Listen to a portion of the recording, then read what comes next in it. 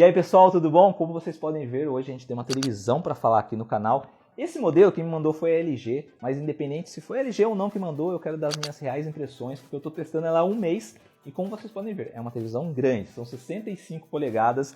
A LG também está trazendo os modelos de 55 e 85 polegadas para o Brasil e esse modelo chama-se NanoCell TV 2019. Eu também tenho uma televisão no meu quarto da própria LG, só que é o modelo antigo, antes eles usavam a nomenclatura Ultra HD. Eu acredito que o modelo NanoCell tem até mais a ver com o que essa televisão oferece, porque são nanotecnologias que ela traz para melhorar não só recursos de imagem, como som, fora a inteligência artificial, e a gente vai conferir esses detalhes nesse vídeo. Bora lá?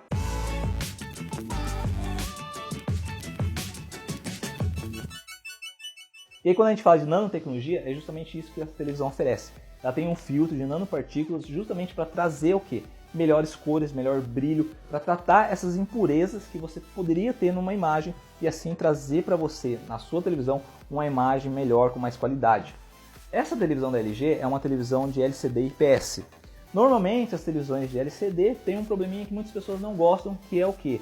O preto não tão profundo. Isso se deve ao fato como as televisões de LCD são fabricadas, ou seja, as televisões de OLED, elas tratam cada pontinho, cada pixel, como se fosse um LED, ou seja, quando é preto é justamente o LED apagado, é a ausência de cor, é a ausência de luz. Então por isso que as telas de OLED, embora mais caras, elas trazem ali um preto profundo, ou seja, um grande contraste na imagem.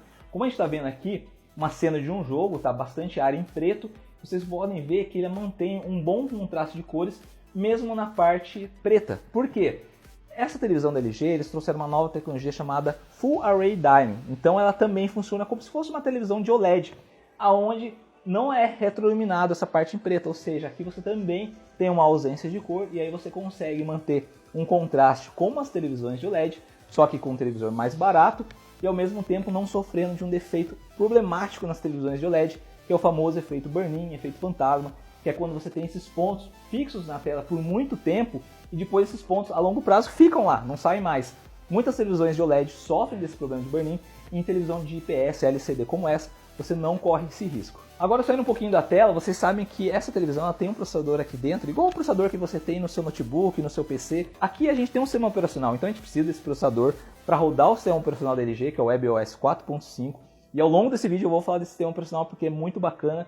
Para mim um dos melhores entre todas as fabricantes de televisores. Mas também esse processador ele vai trabalhar em tempo real para melhorar ainda mais a imagem que você tem nesse televisor.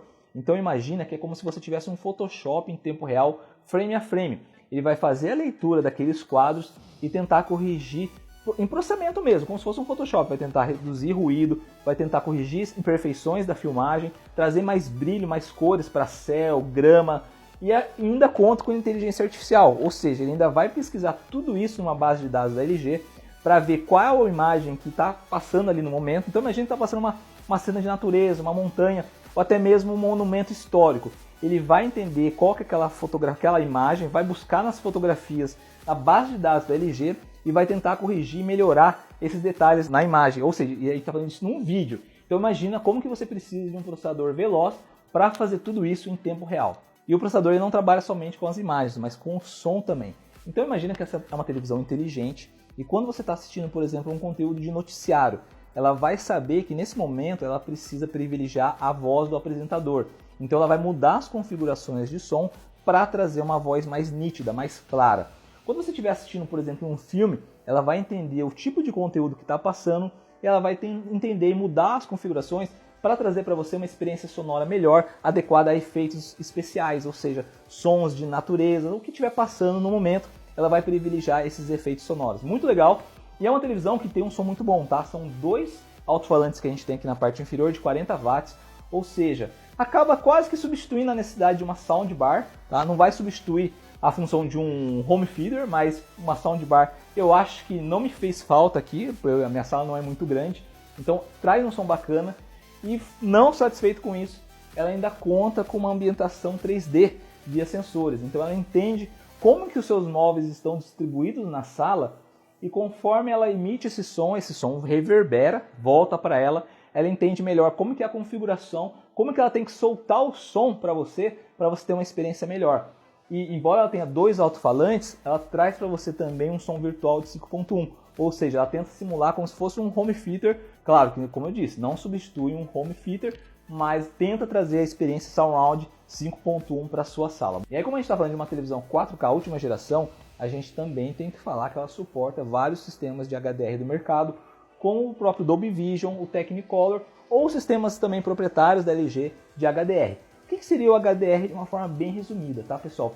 Os tons claros ficam mais vivos, com mais brilho, e os tons escuros com mais contraste. O HDR ele tenta ainda, depois de tudo que eu falei de nanotecnologia, correção de perfeição, o HDR ainda traz mais vida para sua imagem, de acordo com como foi pensado pelos cineastas na televisão, tá?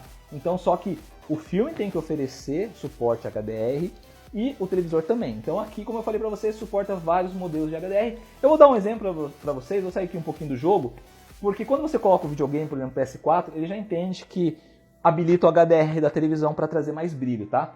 Mas eu vou colocar aqui para vocês verem, ó, por exemplo, Netflix. Netflix tem bastante conteúdo em HDR, tá? Só que você precisa, só um ponto de atenção, você precisa ter o plano mais premium do Netflix para que ele ofereça esse conteúdo Dolby Vision para você, que é o HDR que aparece aqui, tá? Então eu vou procurar algumas séries. No Netflix, quando você coloca aqui, ele sempre aparece aqui, ó. Então quando você vê Vision, né, 5.1, esse Vision só vai habilitar se a sua televisão tiver suporte a HDR, tá?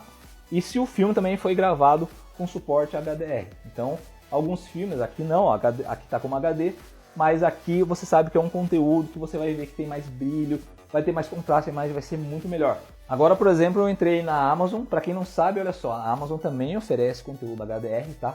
E repara, por exemplo, que aqui em cima é onde você vê se aquele conteúdo tem suporte HDR. Então ele vai aparecer o HDR somente também nos televisores que tem suporte HDR, como essa televisão.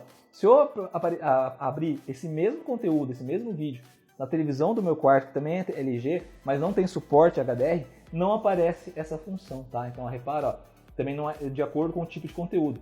Esse vídeo aqui, esse filme já tem HDR, e aí traz uma experiência de cores ainda melhor. Aqui eu voltei para o Netflix porque eu esqueci de falar um detalhezinho muito importante